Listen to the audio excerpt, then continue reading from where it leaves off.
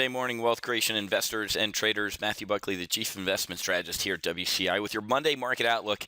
Stand by for another triple-digit up, triple-digit down day. We have a lot of macroeconomic data coming on a flight schedule this week, not just here domestically in the United States, but overseas as well. Capping off the slew of financial data on Friday with our non-farm payroll. And I got to tell you, the future's being up right now, and they're essentially flat. Let's just say I'm shocked. The Nikkei imploded 2%. The Shanghai off a percent. The Nikkei is at a 2.5-month low right now. And is not showing any sign of letting up. And the China Official Purchasing Managers Index, PMI, fell to 50.5 in January from December's 51. So we're looking at a little bit of slowing here in China. If you take a look at Friday night, I told you, hey, as you're enjoying your beer, Friday night, I'm going to be hanging out and watching this number. Manufacturing PMI, 50.5. So not the best economic data out of China over the weekend. And usually as Asia goes, as I said, the U.S. markets tend to go, right? So the Nikkei being down to 2.5-month lows, the Shanghai imploding, I would tell you, does not bode so well. The Nikkei's in official correction territory. It's down 10% since its 6-year peak of 1630.20 on December 30th. So firmly in correction territory, fell another 2%. And folks, if Asia goes, we're going with it, okay? As we've talked about, we are the mattress, so to speak, for China and Japan. The forest largest holder of U.S. debt, both those countries. So if China's going to implode, Japan's going to implode, they're going to take us down with it. So it's January, horrible month in the market, right? And got news for you. More bad news is to come. The February is the worst month out of the year for equities on the calendar. Okay, out of the 11 months, out of the 12 months, February is the worst. But I said 11 months because January was pretty freaking bad. So get ready. All eyes really are going to be on central banks. What's Janet Yellen going to do? Obviously, they've told us that, hey, we're going to throttle back a nice, easy $10 billion a month. But what about rates? In my opinion, let's read the last chapter first. Let's take a look at Friday. We have non-farm payroll and the unemployment rate. Consensus is 185,000 jobs. Remember the last jobs report for December, 74,000. Everybody thought that somehow one mysteriously fell off. It didn't. And now we're looking for essentially more than double that at 185K.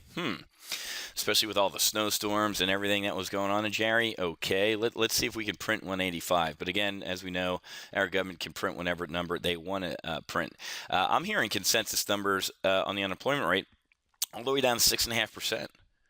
That would be the Fed's target rate, right? They've wanted to hit this 6.5%, and boom, we're out of this thing. We'll start raising interest rates at 6.5%. Folks, we're in a deflationary environment, and the Fed's going to start raising interest rates. Do you know what raising interest rates is going to do to this struggling economy?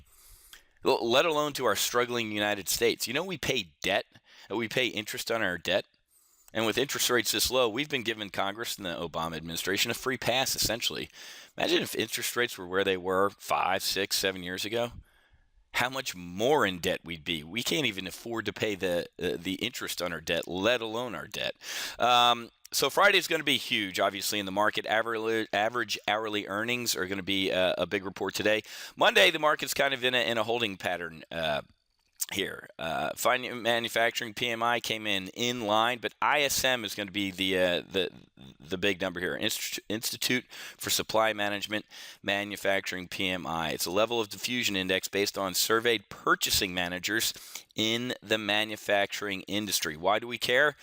Leading indicator of economic health. Businesses react quickly to market conditions, and their purchasing managers hold perhaps the most current and relevant insight into the company's view of the economy. So we're going to find out at about 10 a.m. how things are looking, construction spending, and also ISM manufacturing prices. Also get total vehicle sales, which is an interesting look at look at the retailer. Factory orders on Tuesday Wednesday, we have our ADP non-farm payroll, which obviously ADP is a private company, and who cares about ADP? As we've laughed about many times, ADP comes out with their number on Wednesday, causes people and analysts to scramble Thursday to update their Friday number, and then the Friday number comes out, and nobody even remembers what ADP was. ADP was so far off last time. Look at this, 238K last time, and the government printed 74K. So really don't care about ADP, to be honest with you. ISM non-manufacturing PMI, right? We talked about getting manufacturing PMI. What about non-manufacturing PMI? Okay, same type of thing. Purchasing managers are going to let us know what's going on here. Thursday, obviously, weekly unemployment claims, our trade balance number, non-farm productivity quarter over quarter, and unit labor cost. And we'll have some FOMC members speak, and a loan officer survey, right?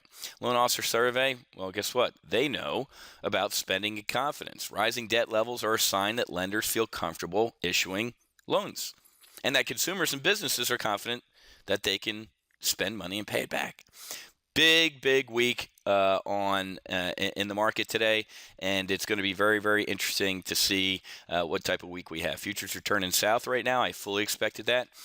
We have bullish double verticals on SDS. We have bullish double verticals on the VIX that are looking to, again, make money today. In our primary live trade brief model portfolio over the past couple weeks, as the market's rolled over or gone through these triple-digit up-down days, these trades are up over $7,000 in 2 weeks as our bilge pumps, right? Some of our longs are taking it on the chin, of course, but that's why they're longs. I really don't care because I'm bullish out to 2015, 2016, or bearish or whatever I am on individual trades, but I can use the front months to hedge. And if you are not hedging, if you're not potentially making money in this market on these triple-digit up and down days, you're doing it wrong. Nameless, rankless, I'm just telling you, you're doing it wrong. You can keep flying around this market without your ejection seat, and if you do, you're going to get killed. Here at Top Gun Options, that's not what we're all about. We're about helping you, providing mutual support, and making sure you have that ejection seat and that parachute. So give us a call if you want to get on board. Got to run. Get ready for my weekly options live trade brief every Monday morning at 9:45. Throwing on 2 to 3 weekly options trades that I manage Monday through Friday, and we're averaging $1,000 a week in gains since January 1st. That's some pretty superior execution. Okay, got to run. Happy hunting. Make sure you hedge, and I'll be back Tuesday over at Top Gun Options with my market sit rep report. We'll see you.